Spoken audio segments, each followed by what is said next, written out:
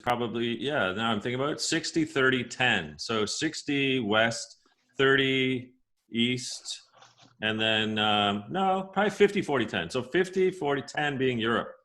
Oh, That's where a lot of the earlier calls happen. that's Yeah. right. They sure do. Well, right now, most of my work's in BC, so how be I We just, should flip. yeah. So everything's late for me. Yeah, that's one of the joys of living in Victoria is that, I shut things down around 4 and that's it. But I start earlier. Yeah. Yeah, Yeah. for sure. Yeah. For sure. Okay, I will be quiet now. Okie doke. I'm just the producer. You waved to me to tell me when to start, Rebecca, though. It's 12 o'clock. Oh, I'm ready to To go. start our Nexter Chat podcast. We have a few in the viewing audience. And there'll be more. Well, Jan, we're glad to have you with us. And Rebecca coined the term Nexter because it's sort of, people who are looking forward and helping people get to next from now. And, that's something you've been doing for quite a few years, and we have been too. So we decided we would call them Nexters. And we think you're a top one of those. So I want to Jen Next. Jen Next. Yeah, what next? I know. So I want to give people a little bit of history about you, Dan.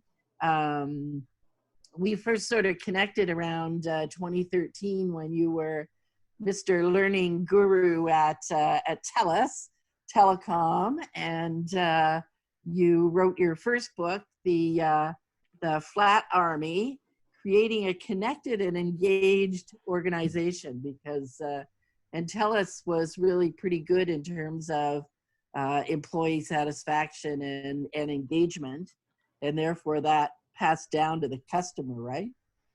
Indeed. Yep. And at that point, lots of other organizations were looking at you saying, hey, how are you doing that?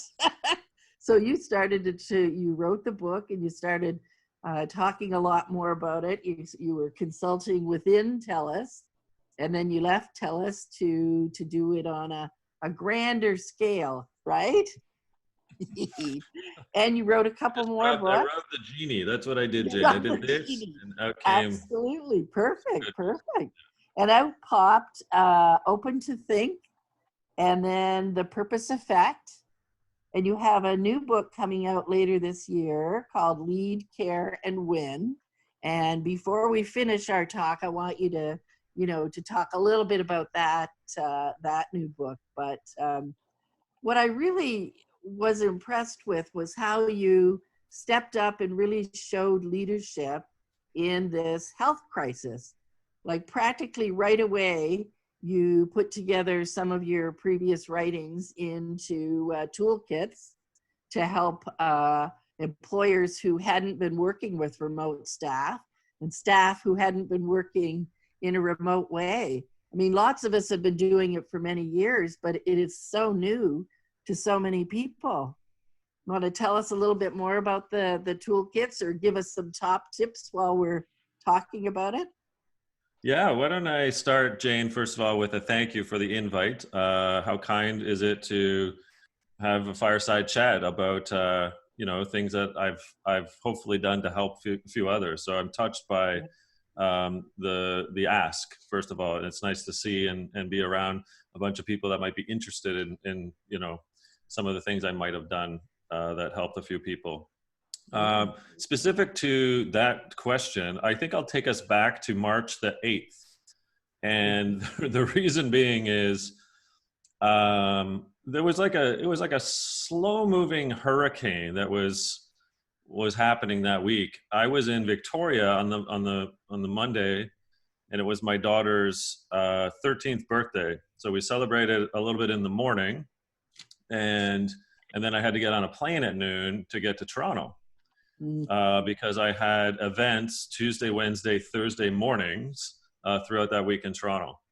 And so you can imagine a little bit with the world where it was that week. And I was thinking to myself, should I be getting on this plane Yeah. where we weren't quite yet at where we were later that week. Yeah. So I got on the plane, a bit oblivious. And then I landed in Toronto, and I got to my regular hotel down there near the I still call it the Sky Dome, but the Rogers Center. and and so that night I'm thinking, I started writing because I usually write every day or wherever, and I didn't write on the plane. I was reviewing my notes for the talks I was giving that week. So anyway, I get back in the hotel and I start writing. I found myself writing about change and when change is thrust upon you immediately. Now, I hadn't even thought about the word pandemic yet because it had not been issued by the WHO. But I was thinking a lot about, okay, there's going to be a huge demarcation happening pretty quickly. Anyway, I do event number 1. It's fine. In the afternoon, I had a couple business meetings, regular meetings. You shake hands, right? It's whatever. It's Tuesday now. Then, I said in-room dining Tuesday night. Fine, whatever. I didn't want to see anyone. Wednesday morning, it was another event at one of the banks. And when I got there, it was like a full-on Perel parade, right? It was now at the point where everyone was, dousing their hands in as much Perel as they could get. There was no shaking of hands. There was the elbow bumps. And everyone was a bit cautious. They were still gathered right close together, one another. But there was a hint of caution there. And there were, in that event, there were supposed to be 400 people, and about 3/4 showed up, according to the event organizers. So now it's Wednesday. And so now it's the afternoon, and I'm supposed to be attending a concert that night in Oakville. One of the members of the Tragically Hip had invited me to a concert because he was putting out his first solo album. Wow. And I was going to go to Oakville to go be a part of the concert. And then I was walking towards Union Station, and I stopped and I said, yeah, no, this is not good. My head just immediately shifted to this is not good. So that was about 4:00 in the afternoon. I turned around, went back to the hotel, and then it was that night on the Wednesday when, in no particular order, that evening, Donald Trump had blocked all traffic other than the UK from landing in America. Tom Hanks had contracted COVID-19 in Australia, and the NBA shut down. So now we're at Wednesday, and it's the 11th of March. Now, the next day is March 12th, of course. I have 3 goats, as I call them. It's my other daughter's 17th birthday, and my commitment was to this organizer that I would do the event in the morning, but I had to be out by 12 so I could be at home for dinner with Claire. And so I do the event, but as coincidence goes, it's an event with the government of Canada. And this event with the government of Canada was supposed to have, about 250 odd people, and 40 showed up. And it's, again, it was a half day thing. I'm out of there at noon. It was a bit workshop, bit of Dan talking, a bit kind of whatever.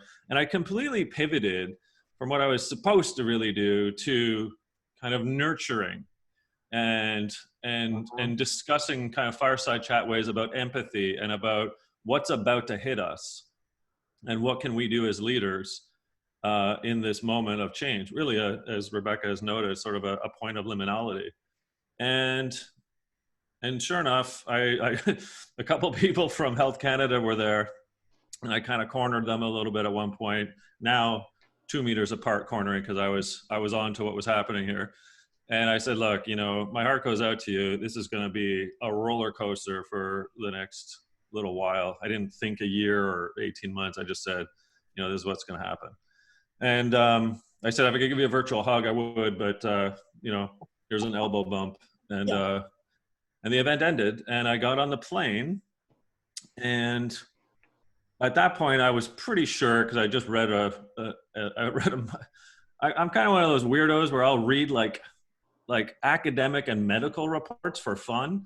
So I had found my way to a University of Coventry medical report that had suggested that the virus was airborne for up to 3 hours. And I was like, yeah, this is a game changer. So having had read that report on the way to the airport, Pearson, then I get on the plane and I'm basically like this because there's no mask for anyone. That's when, to long-windedly answer your question, Jane, that's when I said, okay, I've got 5 hours to the time I land in Vancouver and then a little puddle jump to Victoria where I live, for people that don't know.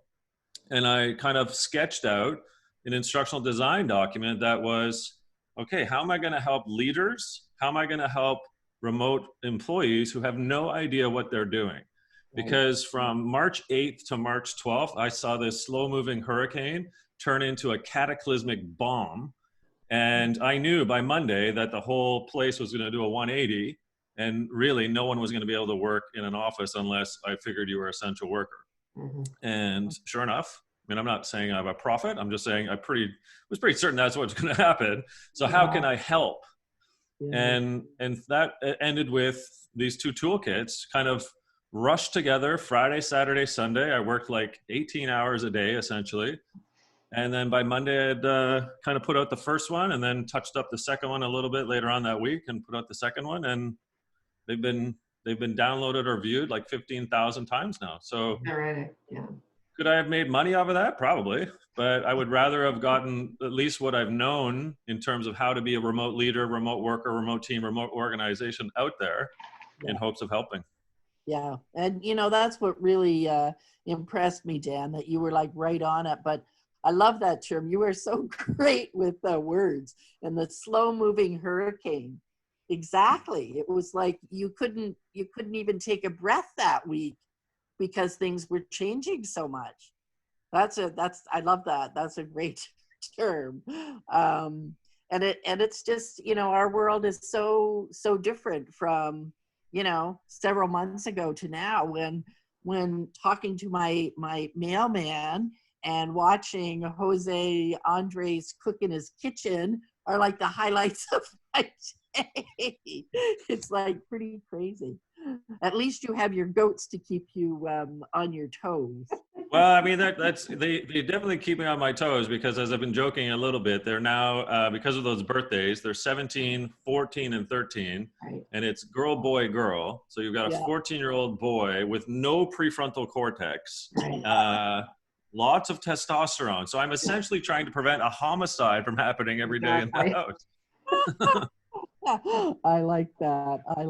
Well, my heart goes out to families who have children who are trying to work and trying to, have their children homeschooled and so on as well. What a challenge. Well, I tell you, you were kind enough to sort of provide a little bit of a biography on my history. And yes, I did indeed leave TELUS full time on December 31st of 2018. But by January 1st, 2019, i.e. the next day, they had sucked me back in for a couple retainers. And one of them was to continue running the TELUS MBA, of which I put together in 2015. And so essentially that's 20 team members, sometimes 25, that work on an MBA over a 2-year period through the University of Victoria, of which we partner with. Anyway, this week and last week, it was my term 2 check-in with all of the team members. And because the third cohort that we're running right now is in the middle of their second term. And so if you can imagine, we had a residency the second week of February. And then, 3 weeks later, it's like, heads up, there's a pandemic, and these are high performing team members. So many of them are on EMOC, which is the Emergency Management Operation Committee. So it's basically, if the end of the world is near, these people go into a whole other level of leadership and so on. So much effort, so much work on these poor people. But my point is that as I've checked in with all of them this week, about 2/3 of them have families. And of the 2/3 that have families, about half of them have kids ranging from 0 to 5. And when I chat with them about, how are you holding up, in your hold up flat, apartment, townhouse, house, whatever, it's amazing how resilient they are as people, but how stressful it is with particularly those 0 to 5s. Yes, there's lots more with 5 to 18-year-olds, of course, but the ones that need like 100% attention and care, you Yeah. can't just say, hey, go look at the iPad for an hour. It's kind of interesting. Anyway, I just thought I'd Yeah. add that, is that you're right. There's a lot of stress going on out there with Yeah. families. Yeah. After you had done that, Dan, we had been talking about some other things, and you had mentioned to me that you were going to put together Speak Aid, and I Oh I yeah, can't believe how forgot quick about that. you put it to, how you forgot about that, how quickly you put that together and brought together 35, 40 other authors, consultants, thought leaders, speakers to present over the period of a week. So during the week, you went from like 11 in the morning Eastern time to 7 Eastern time, every hour, sort of doing 45-minute pieces with people, doing webinars or doing the fireside chats, which were all wonderful.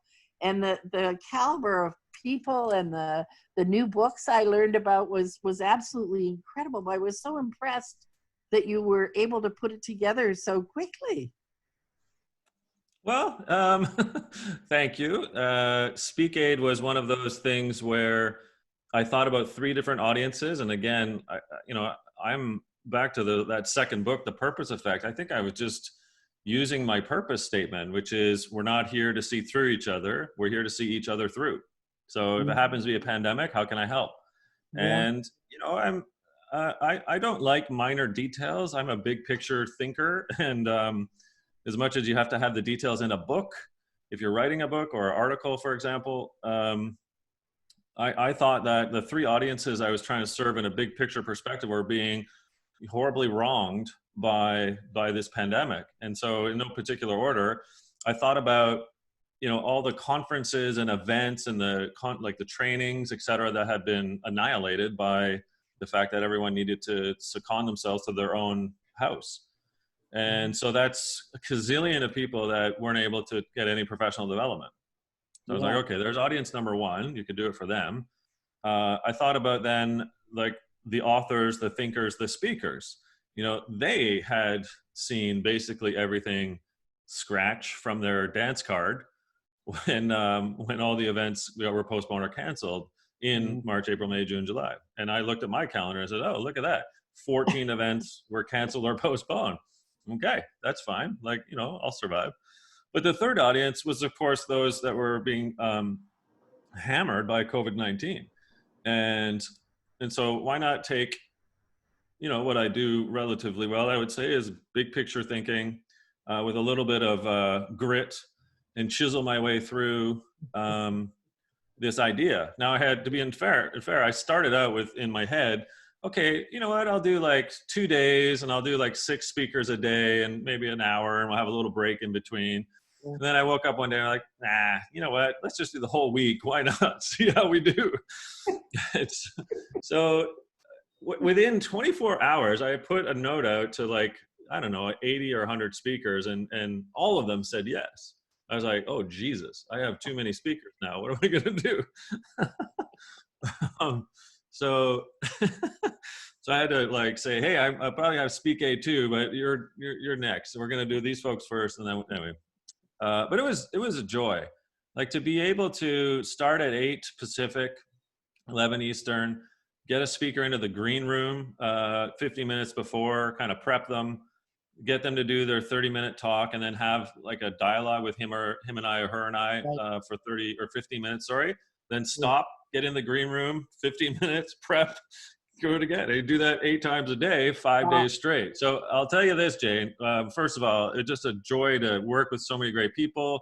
We had 2,000 people register and attend. We raised $33,000 for Red Cross and Red Crescent Society. But on Friday afternoon at 4, I was in a fetal position with a bottle of scotch. Just oh my God, that was a lot of work.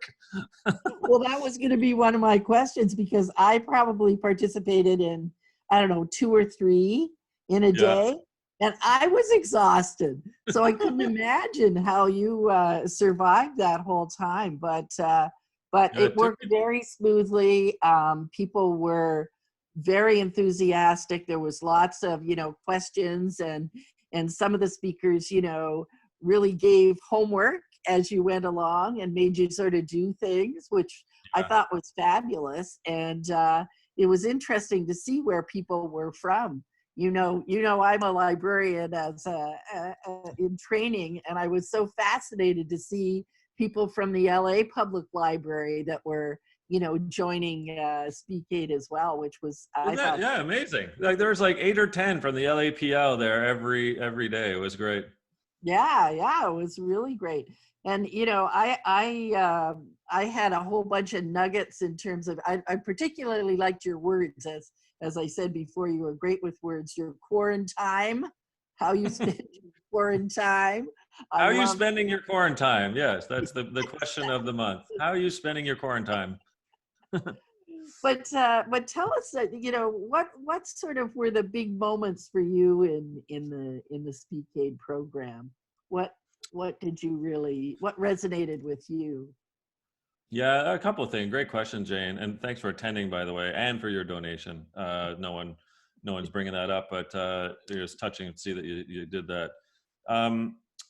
The humanity, first of all. I mean, when you have 40 different speakers, maybe aside from me, it was quite interesting to see the different takes on humanity.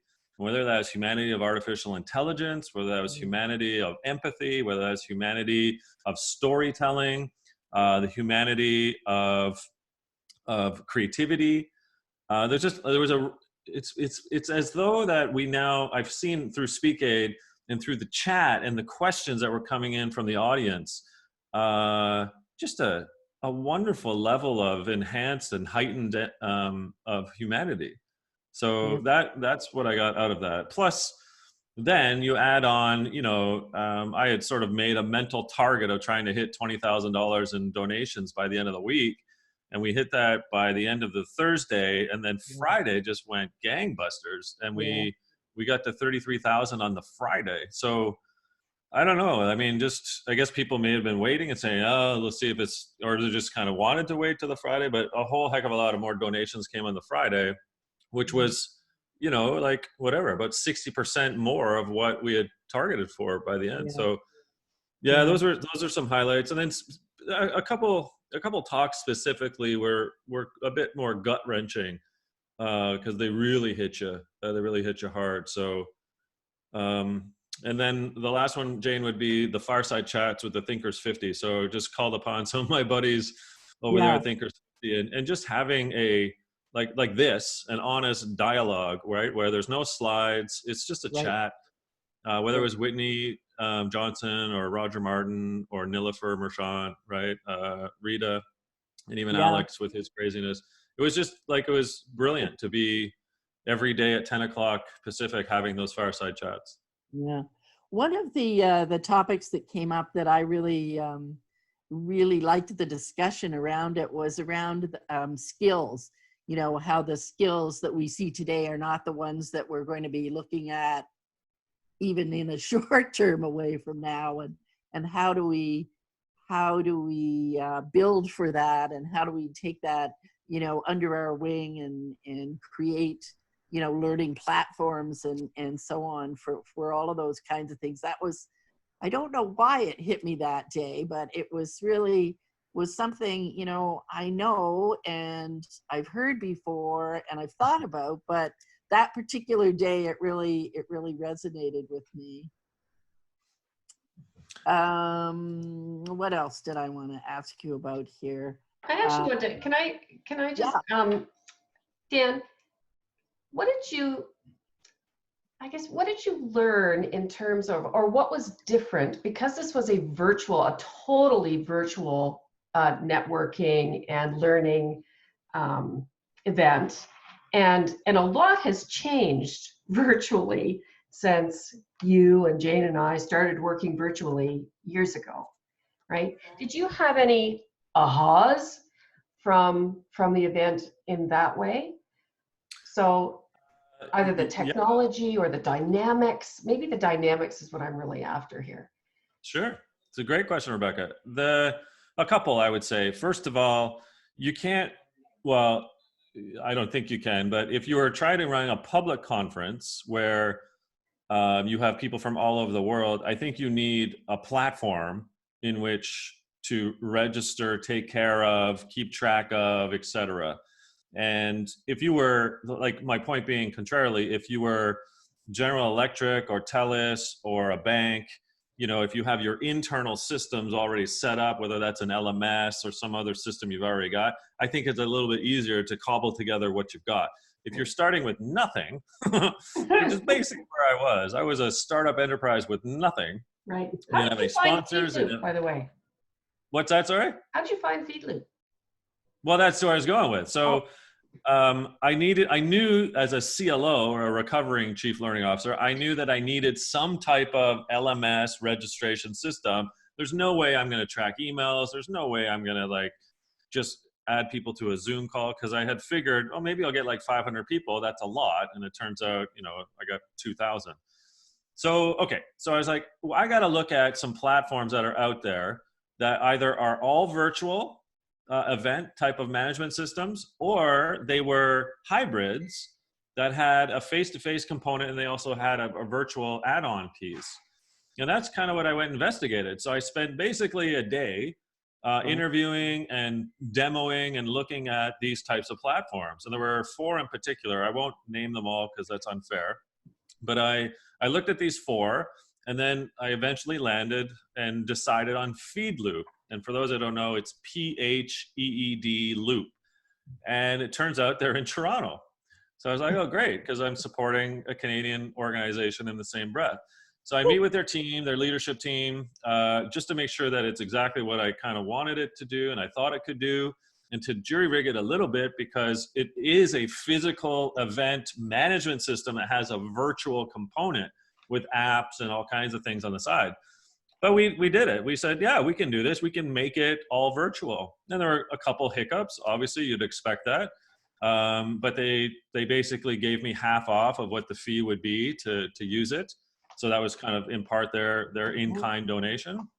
And we went from there. And honestly, other than the first talk, which they didn't quite understand perhaps if I was serious or not, because here we had like 2,000 registrations, and I think they were paying attention to that. But at 8:00 Pacific on the first day, Leanne Davey was our first speaker. God bless her, another Toronto gal actually, and author of The Good Fight, if anyone wants to know. Leanne's amazing. Anyway, so we broke the server because we had like 400 people log in right away, and they were like, what the hell? And so we had a bit of a tough start, but by 1/4 the hour, they had fixed everything and we were ready to go again. Wow, I hadn't realized that. It was not noticeable. The platform I thought was really, really impressive. I can't believe that it's in Toronto, and I didn't even know about it. That's great.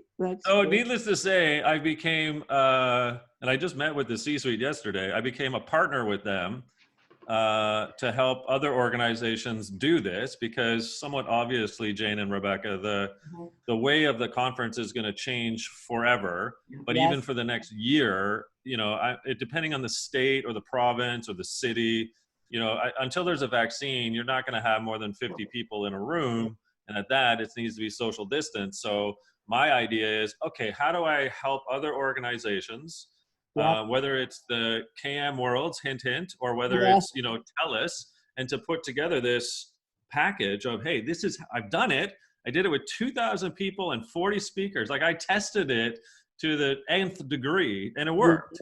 So that's why I'm working with them now to help other organizations bring that type of, I guess. I'm really glad to hear that, because, I agree with you. I think we're going to be doing more and more. And that was such a great example. And one of your sponsors I wanted to mention too, to this group, in case they didn't know about them, was the Get Abstract. Oh gosh, those people are so kind. Yeah. Tell everybody what they do. Sure. If you go to getabstract.com, they're a Swiss company living in Lausanne, and they're quite amazing because essentially their business model is they will take books, like they have all three of mine. They have the fourth one, so they're doing it right now. And they summarize the book into 8 pages. And it's like, I'm old, so it's like, it's the old Cole's Note version, if you will, but it's in a, if you're Canadian, you'd understand that reference. It might be a Borders note or whatever, if you're American right now, but anyway. The and then they sort of highlight the key sections and the things that you like, the takeaways, right?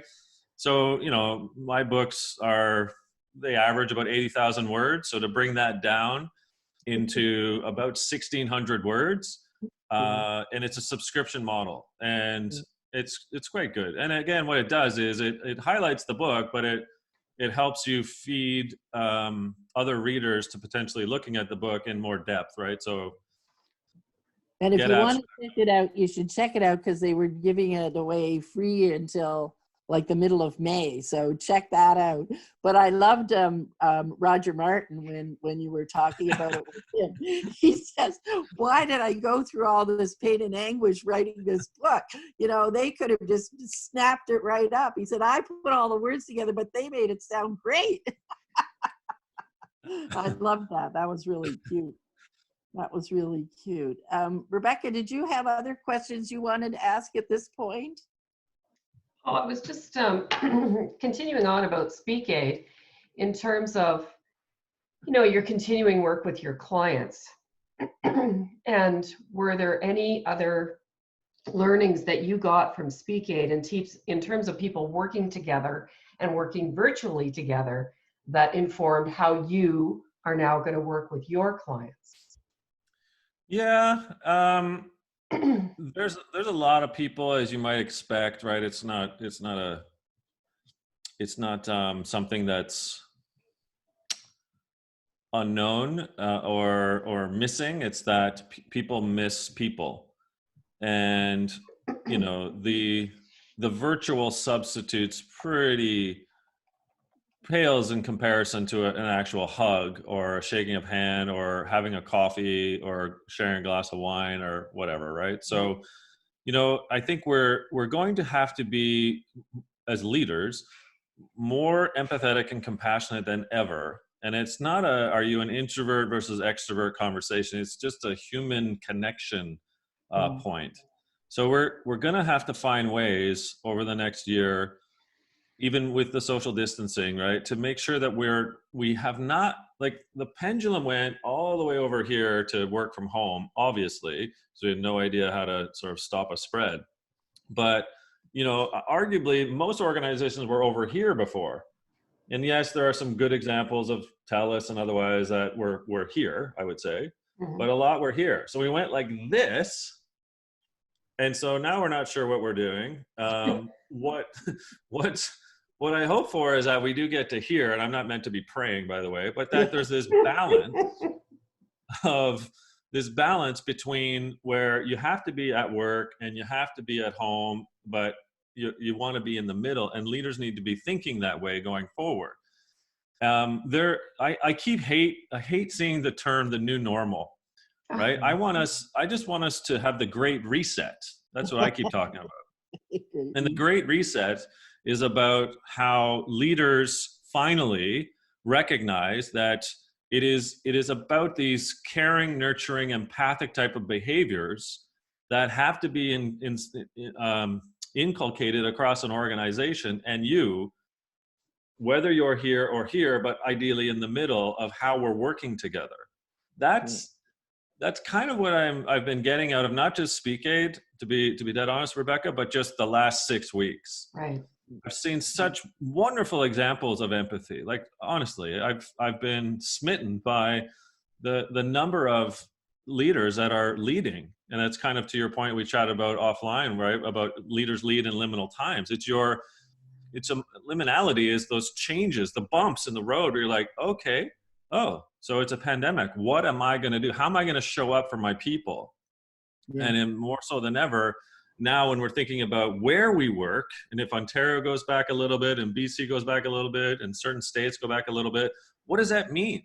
What's the leader going to do in the Great Reset to make sure that they're not being a jerk like they were before, not to forget their employees, that they're just a number in a spreadsheet paying them every 2 weeks, that there's more to it. And that's why I think the Great Reset, you know, I said this before, there's in the shadows lurk opportunity. And this pandemic is one of the biggest shadows I've ever seen, but it's also the biggest opportunity. Yeah. So let's take it. Yeah, sure. One of the things I found interesting recently, I had to talk with a bank by phone because there was something I couldn't do online. And as I was chatting with the person was really, you know, talking to me about, you know, how things were in my world and putting human interaction into a, you know, a telephone conversation. And I was reading something the other day that talked about digital only life. So instead of in real life, we have digital only life, and how we have to look at injecting human interactions into that in various ways, which is exactly what you're saying. But Well, so, you know, back to the conferences example, right? So we're in training. So yeah, we might be able to have training sessions of 15, 20 people, as long as the room's really big and it's 2 meters apart. But we're not going to have, you know, 200 people in a room for the next year, let's say. And if you look at like what Facebook, Google, Microsoft, Salesforce, and what's the other one? Amazon have done, they have canceled all face-to-face partner, employee, and customer events to June 30th, 2021. Right. So that's a harbinger for me. And when those folks are saying it, then the rest is going to fall, right? Or follow suit. Okay. So how do you create, and if not recreate, an experience like that that's not just talking heads in a web call or a Zoom call or WebEx or whatever? So at TELUS, I'll take you back 10 years to be dating myself. In 2000, at the end of 2010, going into 2011, sorry, I instituted something called TELUS Collaboration House, or TCH. And TCH was a virtual world. And the virtual world, if you're unfamiliar what that basically means, is you came into an arena, and that arena could be a conference room, a training room, a meeting room, an open air environment, an aquarium. Didn't matter. We built all these different rooms as an avatar. Yeah. And you got to dress your avatar. I mean, you couldn't be a three-headed fish or, you know, Sinbad the Sailor, but you wore like professional stuff. And, you know, I wore a hat, as I usually do. You would be able to walk around this virtual arena. And in its arena, there would be like, you know, up here, there'd be a panel where the video would be playing, and that could be whoever's speaking at the auditorium mic. Over here, it could be slides. You could sit down in a chair and watch. You could go around and mingle and chat with someone. Anyway, here I am now outside of TELUS, and the company that made that product went bankrupt. Or, sorry, they didn't go bankrupt. They sunset the product. And they're like, no, we're not building that anymore. I was like, well, that's too bad. That's too bad. So, but this past month, I kept noodling in my head, wait a second, why aren't more organizations not thinking about virtual worlds? Because there's a way in which to at least take the physical nature of walking around a conference room or the exhibitor hall, or looking at a speaker and then having a chat with your mate to the side of you about what was just said. How can you bring that back for the next year and a half or so if we're not going to have face-to-face conferences with 200 people? So again, I went into my little analytical research brain and found 4 companies across the planet, and I honed in on one, and now I've signed a partnership with them to bring this idea to other organizations or conferences, because it's going to be part of the Great Reset, that you can have like a half day, a full day conference, maybe even 2 days in a virtual world, because we're not going to be able to be physical face-to-face, at least I think, for the next 18 months. Yeah. Oh, we're so glad you brought that up, Dan, because later this month, we actually are chatting with another Nexter, who was one of the founders to the Call of Duty franchise. and he has a product called Roomy that we're Roomy? going Yep. to play around with. Okay, you gotta hook me up with Roomy, because maybe that's a Absolutely. better one than what I'm looking at right now. I hadn't heard of Roomy. Oh, Yep. well, so in the first 3 weeks that we were shut down, so I started to think about Second Life, and people Yep. were laughing about, whatever happened to Second Life. Well, to me, these things are always just pilots, right? It's like, test it, it wasn't ready for prime time, okay, fine, but we learned a lot from that. And so I ordered my Oculus goggles, and Nice. because we have a buddy in Florida who has been using VR with goggles to teach, right? Taking students into that environment, which is exactly what you're talking about. And I thought there's got to be a way here to bring leadership teams in that can't be physically together, that are, they're spread across the country or whatever, for decision making. Because there we were with our Post-its and our whiteboard. And Yeah. I've got this 10-pound thing on my head, but anyway, we'll get past that. But yeah, so so Chance is going to come on. His name is Chance. Yes. Yep. Chance the Rapper? That's amazing. Good. That's it. Good, That's good it. work. Because that's what we were using was Roomy, and so our librarian friend Chad has been using it for, I don't know, 2-3 years as it's been progressing. And this, Yeah, I'd love an introduction. I mean, You quid got pro it. quo. we Awesome. definitely will. And the part that we really liked about it was that you could wear the Oculus thing and do more, but you could be in the room without that and do a limited amount of stuff. So Cool. we really thought that was cool. So anyway. Mary D in the chat said, has anyone looked at Verbella? I have not looked at Verbella yet, or VIR Bella. Can you tell us the one that you're going to work with, or is that not yet? I'm under NDA right now, to be honest. We'll get back to that another day. Yeah. Okay, so some questions we should allow for some questions here. Rebecca, have you seen any on there, or do you have others you wanted to ask? No, but interestingly enough, Patricia Sporinelli, anyway, from Get Abstract, was an exhibitor at the Military Libraries Training Workshop in December. So let's hear it for them. That's hilarious. That's great. Really what you've been talking about, Dan, and so until I get somebody else's question, I get to ask mine, which is, and why you're here, because you're an Nexter.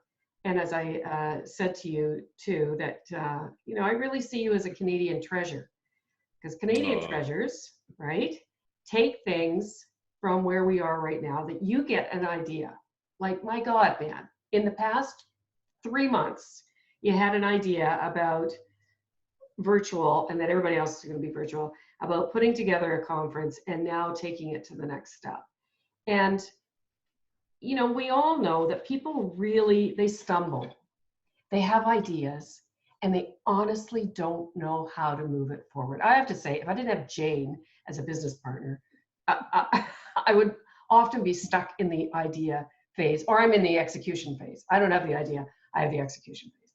So talk to us a little bit about, what you've learned over the years about how you do move from the idea to the execution, and then most importantly to how you do a debrief or a postmortem, or whatever wonderful word you have for it, to actually learn from it, because you're a learner. Yeah, thank you. What a touching question, actually, because I have to talk about myself, which is not anything I really like doing. But I suppose there's a few things as I'm thinking out loud now, which is always risky when something's being recorded, but let's go for it. I have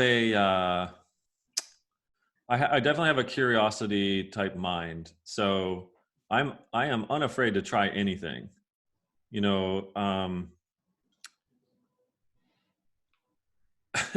it's March 31st, and I look at myself and I said, I'm not going to be on stage for a while. That sucks. So yeah, what the hell? On April 1st, I'm going to take a photo of my shoes, and I'm going to post it to Instagram, and I'm going to post another pair of shoes every day in April. because I have like 50 pairs of shoes, which is sad, but that's, you know, another story. And my shoes are eclectic. Like they are red They're shoes wild. from Wizard of Oz to John Fluvogs to whatever. So it's like, yeah, why not? Why not just try and who cares? Meaning, I would rather try and fail or try and learn from that experience than not. So I have a curiosity, but then I also have courage, I suppose. I know I'm talking about myself, so that's weird, to just go and try. And then if those are two pillars, the third one of the stool would be, I'm okay with 80% is good enough. You know, I love Churchill's quote, to improve is to change, but to be perfect is to change often. And the reason I love that when he said in the House of Commons during World War II is that there is no such thing as perfection. To improve is to change, but to be perfect is to change often, means to me there is no such definition of perfection. You must be willing to be at 80% and giving it a go and having the courage in which to do so, and then just give her, you know, and just let your curiosity roam and continue. Just keep going. So again, of the 4 platforms for Speak Aid, it was like feed loop. All right, you know what? Let's give her. It's not going to be perfect, but otherwise we'll just learn on the fly. And will that possibly blow up in my face? Maybe. But I'm willing to put myself out there and give it a go. Same thing with a virtual world at TELUS in 2010. Same thing with not rehearsing a TED Talk and just going out there and doing it, thinking I would just, whatever would happen and hope that I'm 18 minutes or less. I was like, yeah, I'll give it a go. Let's see if I can do, because I did 4. I was like, oh, the 4th one I'll do differently. I'll just put the slides together and hope that I tell the stories correctly. Yeah. It worked. So I guess. Sorry, go ahead. I was just gonna say that those would be the 3 pillars, right? It's the curiosity, it's the courage, and it's that 80% is okay theory. Right. Yeah. Right. We love it. It's why you resonate with us, because you know, and the curiosity, the shoes, of course, you know, that's perfect with this group, and the, you know, the courage. And it's interesting. Rebecca and I have had this conversation many times around, you know, what's the worst thing that can happen? You know, if you try it, it doesn't work quite the way you want it. What did you learn from that? So, you know, absolutely. I think that's great. Yeah. And to Rebecca's question about what I do after something happens, I definitely go back, review. So I ride my bike a lot. So when I'm cycling, I'm often rethinking, okay, how did it go? What did I learn from another event or another exercise or something from, you know, 1985? And I'm constantly using my Evernote. So that's my little hint. Yes. And my Evernote is my place in which to record my thoughts on either activities, books, articles, events, talks, meeting people. What do I know about them? What did I learn about them? And it's just sort of this running diary, I guess, is my Evernote. So a lot of things go into that. Right. Right. And that, yeah, I picked this up, Gelmo. Good enough. Let's move on. Yes, that's Jomo, exactly. That's a good Yeah. one. That is good. You used the term liminality, and I'm aware that some people may not have read your book or your 2014 Harvard Business Review. You wrote about it just before Purpose Effect, right? I guess it was part of Purpose Effect, really. And so just explain it for those on the call that may not know what the hell we're talking about. So if I remember correctly, I think it was like the early 1900s, and it was a Belgian, Arnold van Gennep, I think, and who kind of basically said, look, it is up to leaders it's up to leaders to show up and to be there when there is a fork in the road, or when there's a ditch to overcome, or whether there's a sea to cross. And he really called that sort of liminality. So when we're living in a liminal time, it's like a boom, something happened, and what are we going to do differently? So, you know, an example would be the entire city of Gander, from its mayor down on 9/11, you know, wondering what to do with the 77 planes that landed in Gander. And it was like, oh, didn't expect that, but let's go into a liminal type of leadership. And it is doing whatever you can in that moment to ensure safety, collegiality, love, right, and so forth. And I've always loved the thought, right? Like, because we really need to be leaders in liminal times at all times. It's just that the magnitude of the issue is different. So a pandemic and 9/11 is different than, you know, we didn't hit our numbers this quarter, and what do we do about that? Or a pandemic and 9/11 is different than, oh, we just got acquired. How do I help my people in the acquisition? Those are different levels of magnitude, but they're examples of liminal leadership. It's what are you doing to support your people in change? You're the one that's been elevated to the leader role. So it's up to you to lead your team through that liminal time. That's essentially the paraphrasing. Right. Now, Dan, your new book, where you're supposed to be showing it now. Oh, okay. If you let me, host disabled attendee screen sharing. So I'll show you something. If you let me share my screen. Hold on. It's a minute. Then I'll show you a graphic that no one has seen because it just came in yesterday. Oh, wow. Great. Yeah, exactly. I ordered mine, by the way. Did you really? Thank you. Yeah, of course. Okay. So this will be somewhere in the book, probably in the back cover or the front. We're not sure. But this is basically Lead, Care, Win. And the subtitle to the book is How to Become a Leader Who Matters. And really it's what I talk about in the book is that if you lead, you should care. If you lead by caring, you win. There's no prize, there's no medal. It's that you win the hearts and minds of your people. So I love book titles that have play on words to kind of also try to confuse people. That's it's just me in a nutshell. How do you confuse people but relate, Dan?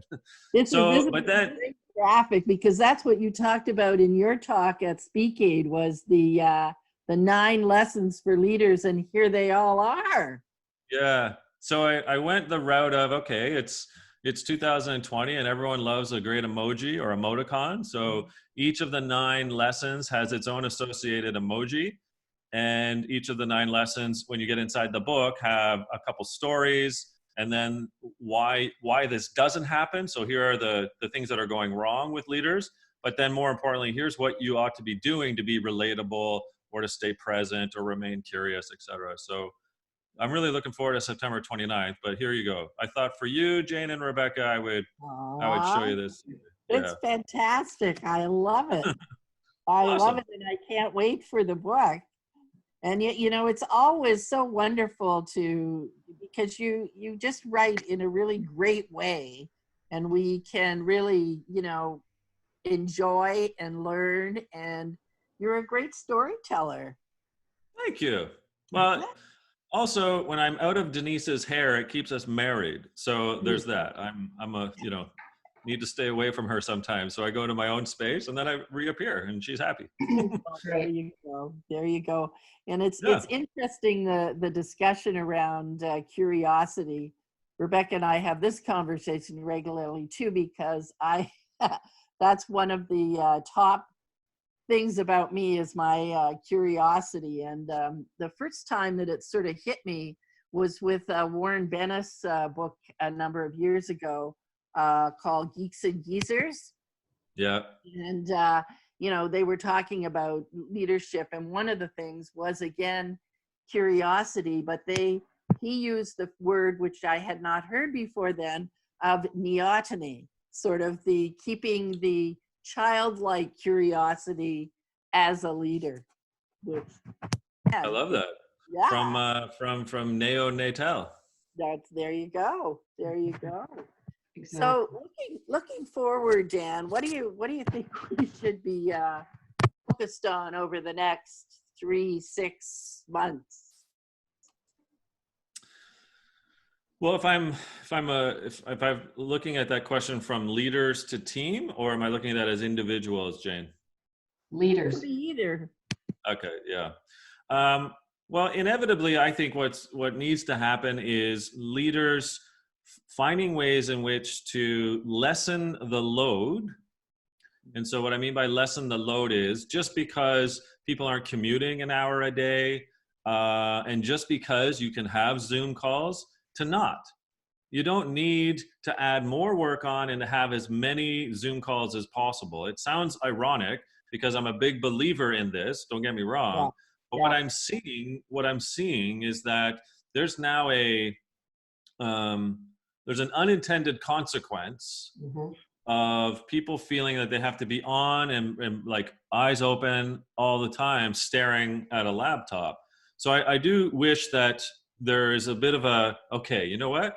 We're only going to have so many Zoom calls or web-based calls, and and to think about, does it need to be 60 minutes? Could they be 30, for example, right? Just that would be number one. Number two is other ways in which to informally show that you're there for the team. So if that means sending over jelly beans through some sort of local courier service, or a pizza or a pie or just a card, great. Get something to their house or their flat or their condo that says you're there for them, and a little maybe hand scribe note, something like just something that shows you're there, and do that a few times. But also, because we have these devices, you know, a text or just a quick call, I'm finding it does, without the face, like without the web. So as long as we're increasing, I think, the number of touch points, making those more frequent, but Yeah. lessening the number of deliverables and or, you know, these video calls, I think that's going to be very key for the next 3 to 6 months. And then the last thing I'd say is I'm kind of concerned right now about the mental health and wellness of employees. So from to the aforementioned point when we were talking about young kids at home, and you've got so many parents who are now full-time caregivers to their 0 to 5 year olds because there's no nannies or daycare or whatever, right? And then you've got so many parents like me being a substitute teacher for the junior school, middle school, senior school, whatever you look at, kids, plus they're doing their work. So again, back to KPIs and load, if we haven't looked at the load and the KPIs and said, how do we help and adjust that? Because there's so much on the parents or just the individuals at home. And then you've got, they can't see their loved ones that may be in a hospital or a nursing home. Then you've got the psychological issues that relate to, I'm Netflix bored, or I'm by myself. You know, some people are individuals living alone, and they're not allowed out, if you will, or can't see a lot of people. Like there's just all of that, Jane, the Yeah. psychological health and wellness piece and mental wellness. I really Yeah. urge leaders to be thinking about Wow. Wow. Yeah. And also Absolutely. so I've been looking at this too, Dan, the rethinking of the work processes, because we took the work processes and we just put them online. We that. didn't Yeah. do anything differently, right? Well, that's why I'm taking umbrage with the new normal, right? Yeah. I don't like that term at all. It's the great reset. We have to reset how we do things. Yeah. And if we just say it's the new normal, it sort of suggests that we're building it off of something that we already did. Well, no, this is our Yeah. greenfield chance to reset everything. So let's do that. Yeah. Absolutely. Wow. Any last words before we check out and let our brains go wild? It's biblical, but I'm not even religious. But it's love thy neighbor, right? I mean, if we're not, like, who are we? What's the point? Yeah, that's a good point to end. Any other comments from you, Rebecca? No, well, you know that I would love that one. Yes, but I'm a firm believer that Zoom calls should not be more than an hour. Yep. And even our virtual leadership development institute that we've had to take virtual, and we are doing it instead of meeting, you know, all day for 3 days. We're cutting it up into 1 hour chunks, sort of every day. Yeah, Yeah. yeah. Awesome. What a delight! Thanks, Dan. I've actually Thank never you met so you much for before. being here. when I'm so proud to be part of Generation Next. This is great. this is it. This is it. Yay! And thank you so much. We did have 18 people in the studio audience, which is Awesome. great. Plenty actually at one point, which is great. Thank you so much. And Jane will be in touch with you about Rumi and Chance and Awesome. and virtual conferences, because I really want her to go there. Me too. I want to help. All Okay, you right. two. Thanks again. Ciao. Bye. Thanks, Dad. Thanks, everybody.